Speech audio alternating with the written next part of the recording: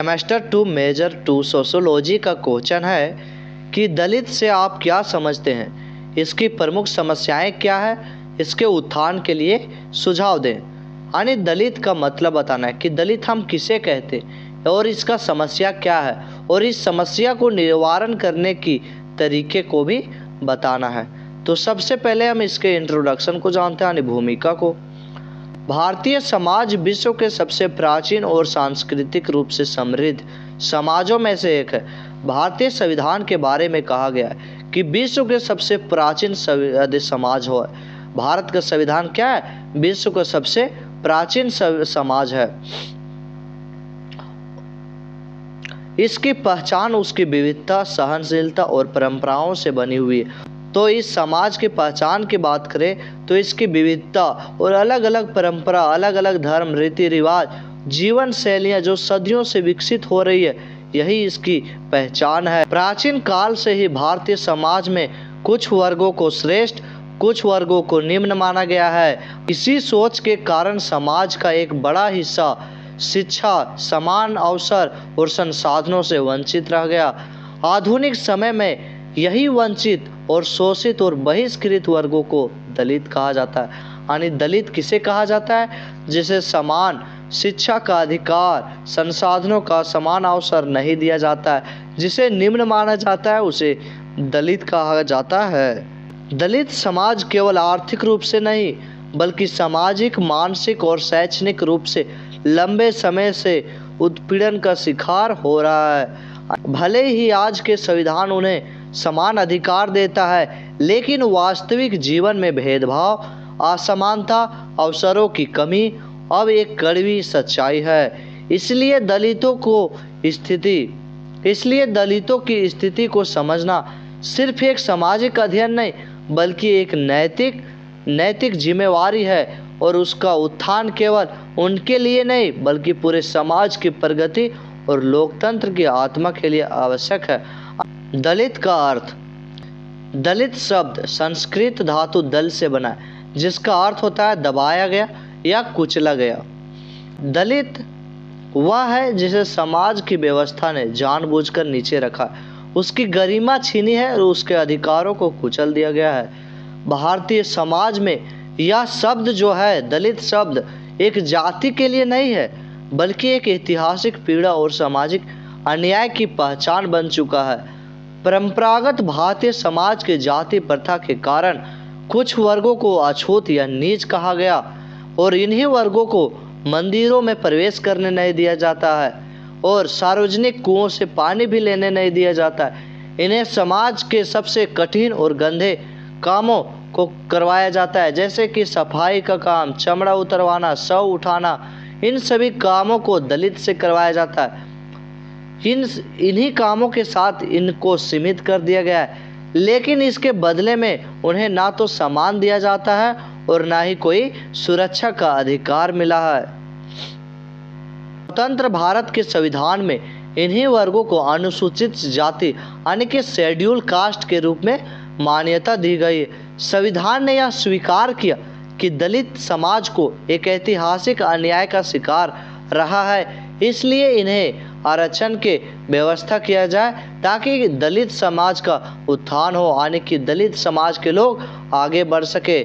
शिक्षा, रोजगार और कानूनी संरक्षण जैसे विशेष प्रावधान किए गए और ये जो दिया गया है शिक्षा और रोजगार का आरक्षण, ये केवल दया नहीं बल्कि समाज के न्याय की भरपाई का प्रयास है। यानी कि समाज में जो गलत किया गया था पहले के समय, उसे भरने की प्रयास किया गया है। डॉक्टर भीमराव अंबेडकर के अनुसार दलित वह है जिसे समाज की मुख्य धारा से जानबूझकर अलग रखा गया है। यानी डॉक्टर भीमराव कहते हैं कि दलित उसे कहा गया है जिसे समाज में जानबूझकर अलग रखा गया है। आप जानते हैं दलित की समस्याएं क्या है। दलित समाज आज अनेक प्रकार की समस्याओं से जूझ रहा है, जिनमें प्रमुख समस्याएं निम्नलिखित है। पहला है सामाजिक भेदभाव और अस्पृश्यता। भारतीय संविधान ने अस्पृश्यता को समाप्त कर दिया है और कानून के अनुसार सभी नागरिक समान हैं। फिर भी व्यवहारिक और जीवन में फिर भी व्यवहारिक जीवन में दलितों के साथ भेदभाव आज अनेक रूप में देखने को मिलता है। सामाजिक सोच में बदलाव कानूनी की तुलना में बहुत धीमा होता है। इसी सोच के कारण आज भी दलित वर्ग के लोग को बराबरी दर्जा नहीं मिल पाया है। ग्रामीण और अर्ध शहरी क्षेत्रों में दलितों को अक्सर मंदिरों में पूजा से रोक दिया जाता है। उन्हें पूजा पाठ का समान अवसर नहीं दिया जाता है। कई स्थानों पर उन्हें मूर्ति छूने, पूजा बनाने या धार्मिक कार्यक्रमों में भाग लेने से वंचित किया जाता है। इन सभी में शामिल नहीं किया जाता है। यह व्यवहार न केवल धार्मिक समानता के सिद्धांत के विरुद्ध है, बल्कि मानव के गरिमा का भी सीधा अपमान है। यदि कोई दलित व्यक्ति अपनी समानता की बात करता है या फिर अपने अधिकारों के प्रति जागरूक होता है तो उसे विरोध या धमकी, कभी कभी यहाँ तक हो जाती है कि वैसी हिंसा भी झेलनी पड़ती है। दूसरा है शैक्षणिक पिछड़ापन। दलित वर्ग की सबसे बड़ी और सबसे गहरी समस्या है कि शैक्षणिक पिछड़ापन है, यानी कि शिक्षा व्यवस्था में सबसे पीछे देखा जाता है, क्योंकि शिक्षा ही वह चाबी है जो गरीबी, भेदभाव और बेबसी के ताले को खोल सकती है। लेकिन यही विडंबना है कि जिस वर्ग को शिक्षा की सबसे अधिक जरूरत है, इससे सबसे दूर रखा गया है। इसका सबसे बड़ा कारण है गरीबी। अधिकांश दलित परिवार आर्थिक रूप से कमजोर होते हैं। बच्चों को छोटी उम्र से ही काम पर लगा दिया जाता है ताकि घर का काम चल सके। दलित बच्चे भेदभाव, गरीबी, स्कूल में अपमान और संसाधनों की कमी के कारण पढ़ाई बीच में ही छोड़ देते हैं। कई बार उन्हें क्लास में नीचा दिखाया जाता है, अलग बेंच में बैठाया जाता है। धीरे धीरे उनका आत्मविश्वास टूट जाता है और वे शिक्षा से दूर हो जाते हैं। हम देखते हैं आज भी दलित के बच्चे को अलग बैठाया जाता है या स्कूलों में भी, कई स्कूलों में भी अपमान किया जाता है, जिसके कारण वे बच्चे स्कूल को धीरे धीरे छोड़ देते हैं, उसे अपमान महसूस होने लगता है। दलितों की तीसरी समस्या है आर्थिक शोषण और गरीबी। दलित वर्ग एक गरीब समस्या आर्थिक शोषण और गरीबी है जो उनके सामाजिक शैक्षणिक पिछड़ेपन की गहराई से जुड़ा हुआ है। अधिकांश दलित के परिवारों के पास अपना कोई ना तो भूमि है, ना व्यवसाय है, ना अस्थायी आय का कोई साधन है। वे पीढ़ियों से भूमिहीन मजदूर, खेतीहर, श्रमिक के रूप में जीवन यापन करते हैं। भूमि और संसाधनों के अभाव के कारण दलितों को दूसरे पर निर्भर रहना पड़ता है। चौथा कारण है इसकी समस्या का राजनीतिक और प्रशासनिक उपेक्षा। हम देखते हैं दलित समुदाय के लोगों को राजनीति में कम ही भाग लेते हैं। संविधान में दलितों को प्रतिनिधित्व देने के लिए आरक्षण की व्यवस्था की गई है, लेकिन व्यवहार में उसकी वास्तविक भागीदारी अभी भी सीमित है। कई बार दलित जनप्रतिनिधि केवल नाम के लिए चुने जाते हैं, जबकि असली निर्णय प्रभावशाली वर्ग और राजनीतिक दल लेते हैं।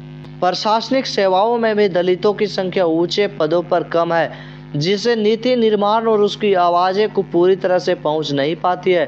भेदभाव और दबाव के कारण भी वे खुलकर अपनी बात भी नहीं कह सकते। दलित प्रशासनिक व्यवस्था में भी उसकी पहुंच कम है, जिससे नीति निर्माण यानी कि कानून का निर्माण के लिए उनकी आवाज़ वहां तक नहीं पहुंच पाती है और भेदभाव के कारण वे अपने बात को भी सही रूप से नहीं रख पाते हैं, जिनसे वे और पिछड़ते चले जाते हैं। पांचवा है हिंसा और अत्याचार। दलित समाज के खिलाफ होने वाली हिंसा, अत्याचार आज भी एक गंभीर और शर्मनाक सच्चाई है। जब भी कोई दलित व्यक्ति अपने अधिकारों की बात करता है, बेहतर जीवन जीने की कोशिश करता है या समाज में बराबरी चाहता है, तो कई बार उसे विरोध या हिंसा का सामना करना पड़ता है। दलितों पर होने वाले अपराध और सामाजिक बहिष्कार, मारपीट, गाली गलौज, जमीन से बेदखली और यौन शोषण जैसे हिंसा घटनाएं शामिल है। गाँव में उन्हें पंचायतों द्वारा अलग कर देना, काम ना देना, धमकी देना या सार्वजनिक रूप से अपमानित करने की आम बात बन गई है। कई बार पुलिस प्रशासन के उदासीनता के कारण ऐसे मामले में न्याय मिलने में देरी हो जाती है, जिससे अपराधियों के हौसले बढ़ जाते हैं। इसका नतीजा यह होता है कि डर और असुरक्षा का माहौल बना रहता है और दलित समाज अपने अधिकारों के लिए खुलकर आवाज़ नहीं उठा पाते हैं। आज हम भारतीय समाज में देख सकते हैं कि दलित समुदाय में कहीं अछूत माना गया है, उसे कुएं से पानी पीने नहीं दिया जाता। यदि कोई व्यक्ति उस पानी को पीता है तो उसे समाज के लोग बहिष्कार कर देते हैं या फिर उनके साथ हिंसक व्यवहार किया जाता है, और हिंसक व्यवहार होने के बाद भी प्रशासनिक व्यवस्था भी उस पर सही रूप से अपना न्याय नहीं कर पाती है। अब जानते हैं दलितों के उत्थान के लिए सुझाव, यानी कि दलित समाज आगे बढ़े, इसके लिए क्या सुझाव होने चाहिए। दलित समाज की स्थिति में वास्तविक सुधार लाने के लिए केवल कानूनी बनाना पर्याप्त नहीं है, केवल कानून बनाना ही पर्याप्त नहीं है, बल्कि शिक्षा, आर्थिक अवसर, सामाजिक सोच और राजनीतिक भागीदारी सभी क्षेत्रों में ठोस प्रयास आवश्यक है। यदि दलितों को बराबरी जीवन देना है तो उनके लिए सशक्तिकरण के लिए बहुआयामी रणनीति अपनानी होगी। सबसे पहले गुणवत्तापूर्ण शिक्षा विस्तार किया जाना चाहिए। दलित बच्चों को छात्रवृत्ति, मुफ्त शिक्षा, किताबें, यूनिफॉर्म, हॉस्टल जैसे सुविधाएं उपलब्ध कराई जानी चाहिए ताकि गरीबी उनकी पढ़ाई में बाधा ना बन सके। स्कूल छोड़ने की प्रवृत्ति को रोकने के लिए विशेष योजनाएं, परामर्श और सहायता कार्यक्रम चलाए जाने चाहिए जिससे वे अपनी शिक्षा पूरी कर सके और बेहतर भविष्य बना सके। इसके साथ ही दलितों के लिए अस्थायी रोजगार के अवसर, सरकारी और निजी क्षेत्रों में समान भागीदारी, स्वरोजगार को बढ़ावा देने के लिए योजनाएं शुरू की जानी चाहिए। कौशल विकास कार्यक्रमों के माध्यम से आधुनिक तकनीकी व्यवसाय और उद्योग से जोड़ा जाना चाहिए ताकि वे आत्मनिर्भर बन सके और गरीबी के चक्र से बाहर निकल सके। सामाजिक जागरूकता भी उतनी महत्वपूर्ण है। समाज में जाति आधारित भेदभाव के विरोध को निरंतर अभियान चलाए जाने चाहिए। स्कूलों, कॉलेजों और मीडिया के माध्यम से समानता, भाईचारे और मानव अधिकारों की शिक्षा दी जानी चाहिए ताकि नई पीढ़ी पुराने भेदभाव के विचारों को त्याग सके। इसके अलावा दलित के खिलाफ होने वाले अपराधों को निष्पक्ष और न्याय सुरक्षा करानी चाहिए। दोषियों को कड़ी सजा और तुरंत मिलने चाहिए। समाज में डर नहीं बल्कि न्याय का विश्वास पैदा होगा, तभी दलित का समस्या समाधान होगा। अंत में राजनीतिक भागीदारी को भी मजबूत करना आवश्यक है। दलितों को स्थानीय निकाय से लेकर अंतर्राष्ट्रीय उचित प्रतिनिधित्व मिलना चाहिए, यानी कि दलित समाज को एक ग्रामीण मुखिया से लेकर अन्य उच्च स्तर तक प्रतिनिधित्व मिलना चाहिए। उनके नेतृत्व विकास कार्यक्रम चलाने जाने चाहिए ताकि वे केवल वोट देने के लिए नहीं बल्कि नीति निर्माण के लिए भी अपना योगदान दे सके। निष्कर्ष, दलित समाज का उत्थान केवल सरकारी योजनाओं तक सीमित नहीं रहना चाहिए बल्कि सामाजिक सोच में परिवर्तन से संभव है। जब तक समाज समानता, समान और भाईचारे को वास्तविक रूप से स्वीकार नहीं करेगा तब तक सच्चा समाज न्याय अधूरा रहेगा।